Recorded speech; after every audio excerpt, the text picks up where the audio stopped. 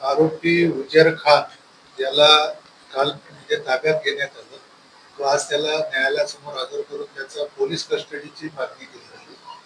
न्यायालयाकडे 2 मे पर्यंत आरोपीची वेगवेगळ्या अँगलने या गुन्ह्यामध्ये तपास करणे असल्यामुळे पोलीस कस्टडी मागण्यात आली. त्याप्रमाणे न्यायालयाने 2 मे पर्यंत आरोपी उजेर खान, इक्बाल खान यांची पोलीस कस्टडी दिली आहे. एकूणच हे जे प्रकरण आहे याची सुरुवातीपासून जो आपण अभ्यास केला आणि आतापर्यंत बाकी जे आरोपी त्यांना विचार झाला आणि या आरोपीला विचार झाला हे घटनाक्रम आणि याच्यामध्ये मुख्य सूत्रधार परतवाडा पोलीस स्टेशन मधील गुन्हा क्रमांक 291 हा जो गुन्हा पहिला दाखल झालेला आहे त्यामध्ये एकूण 8 आरोपी आहेत.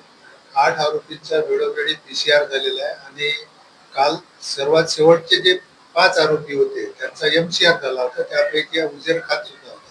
परंतु उजेर खानला दुसऱ्या गुन्ह्यामध्ये काल ताब्यात घेण्यात आले होते आणि त्याचा तपास नव्याने या गुन्ह्याच्या अनुषंगाने 300 जो गुन्हा दाखल झालेला आहे पीडितेच्या रिपोर्टवरून त्यानुसार त्याचा स्वतंत्र या गुन्ह्यामध्ये तपास सुरू आहे. पुढे यामध्ये आरोपी वाढण्याची शक्यता आहे.